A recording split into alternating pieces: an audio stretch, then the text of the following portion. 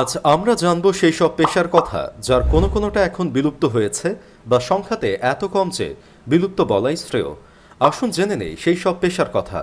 ভিডিওটি ভালো লেগে থাকলে চ্যানেলটি সাবস্ক্রাইব করতে ভুলবেন না। ডিসকভার উইথ আহমেদ ইউটিউব চ্যানেলে আপনাকে স্বাগত। ভিস্তিওয়ালা, পানি ফেরিওয়ালারা একসময় ঘরে ঘরে গিয়ে পানি সরবরাহ করতেন। আগে খাবার পানির উৎস ছিল পুকুর, কুয়া, নদী। সে সময় কিছু লোক টাকার বিনিময়ে মশকে অর্থাৎ চামড়ার ব্যাগে করে ঢাকা শহরের বাসায় বাসায় খাবার পানি পৌঁছে দিতেন। এ ধরনের পেশাজীবীদের বলা হতো ভিস্তিওয়ালা বা সুক্কা। আর ভিস্তিওয়ালা বা সুক্কারা পুরান ঢাকার যে এলাকায় বাস করতেন সেটি কালক্রমে সিক্কাটলি নামে পরিচিত হয়।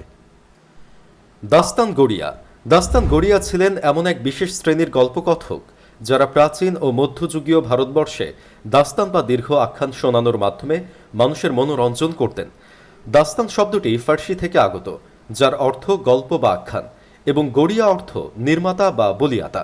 এই গল্পগুলো সাধারণত বীরত্ব, প্রেম, যুদ্ধ, জাদু এবং অতি প্রাকৃত ঘটনা নিয়ে রচিত হতো। ছাদ পেটানো, কোকি স্টুডিওর মালোমা ঝিলো ঝি গানটার কথা তো সবারই মনে আছে। গানটিতে কিছু মহিলাদের গানের সাথে সাথে ছাদ পেটাতে দেখেছেন। হ্যাঁ, এরাই হলো ছাদ পেটানোর দল। একসময় ছাদ পেটানো পেশাটি ছিল অত্যন্ত গুরুত্বপূর্ণ। পেশাজীবীরা মাটির ঘরের ছাদ মেরামত ও রক্ষণাবেক্ষণের জন্য প্রয়োজনীয় কাজ করতেন। বিশেষ করে বর্ষার মৌসুমে ছাদে ফাটল বা ফুটো হলে সেটি পেটানো বা মেরামত করা হতো। হস্তিনৌকার, ব্যারিকেড নির্মাতা বা হস্তিনৌকাররা হাতির জন্য উপযুক্ত বন্দোবস্ত এবং প্রশিক্ষণ দিতেন। একসময় রাজা মহারাজাদের রাজ্য এবং যুদ্ধক্ষেত্রে হাতির প্রয়োজন ছিল। হাতির ব্যবহারের প্রয়োজনীয়তা কমে যাওয়ায় এই পেশা বিলুপ্ত হয়ে গেছে। পালকি বাহক, একসময় পালকি বাহকরা ধনী ও অভিজাত ব্যক্তিদের পালকিতে করে এক স্থান থেকে অন্য স্থানে নিয়ে যেতেন। পালকি ছিল একসময় যাতায়াতের প্রধান মাধ্যম। গাড়ি এবং অন্যান্য আধুনিক যাতায়াতের মাধ্যমে এই পেশা একদম বিলুপ্ত হয়ে গেছে।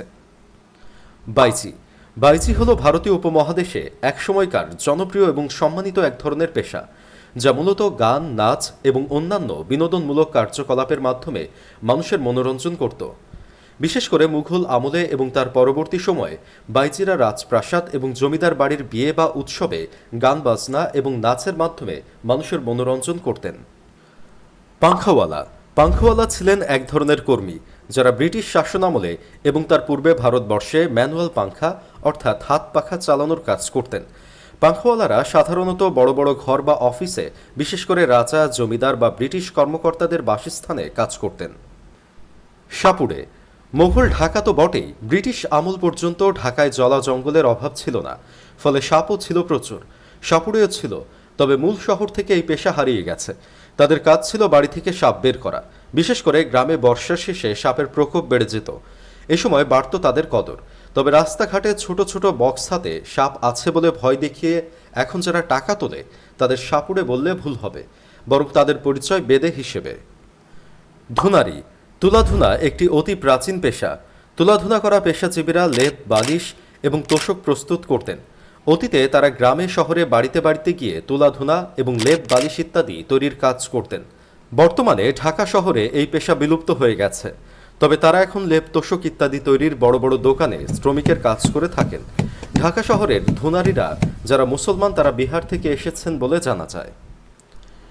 নৈচা বন্দ ও টিকাওয়ালা, হুকা একসময় খুব জনপ্রিয় ছিল। সময়ের সঙ্গে সঙ্গে হুকা নামের ধূমপানের বস্তুটি হারিয়ে গেছে, কিন্তু একসময় ঢাকা শহরেই ছিল উপমহাদেশের বৃহত্তম হুকা বানানোর শিল্প। হুকার নল যারা বানাতো তাদের বলা হতো নৈচা বন্দ। ঢাকার নৈচা বন্দরা মূলত আসত সিলেট থেকে। শিশু, জাম, জারুল, শিমুল কাঠ দিয়ে নৈচা বানানো হতো।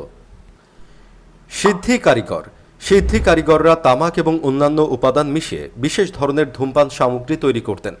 আধুনিক সিগারেট এবং তামাকজাত দ্রব্যের কারণে এই পেশা বিলুপ্ত হয়েছে। লণ্ঠন মেরামতকারী, একসময় লণ্ঠন মেরামতকারীরা বাড়ি বাড়ি গিয়ে লণ্ঠন মেরামত করতেন। বৈদ্যুতিক বাতি ও আলো প্রচলিত হওয়ায় এই পেশা একদম বিলুপ্ত হয়ে গেছে। বরফ বিক্রেতা, একসময় বরফ বিক্রেতারা বরফের ব্লক বিক্রি করতেন, যা খাবার সংরক্ষণ ও ঠান্ডা রাখার জন্য ব্যবহৃত হতো। ফ্রিজ এবং অন্যান্য কুলিং সিস্টেমের কারণে এই পেশা বিলুপ্ত হয়েছে।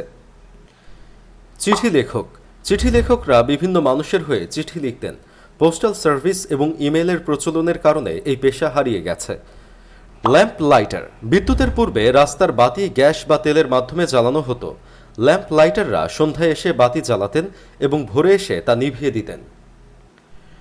র্যাট ক্যাচার শহরে বা গ্রামে ইঁদুরের উপদ্রব কমানোর জন্য র্যাট ক্যাচাররা ইঁদুর ধরতেন। লিচ সংগ্রহকারী চিকিৎসায় লিচের অর্থাৎ জোকের ব্যবহার খুবই প্রচলিত ছিল। লিচ সংগ্রহকারীরা জলাশয় থেকে লিচ সংগ্রহ করে চিকিৎসকের কাছে বিক্রি করতেন। আধুনিকতার কারণে এখনকার পেশা থেকে হয়তো আরও অনেক পেশা বিলুপ্ত হবে, নতুন পেশা তৈরি হবে।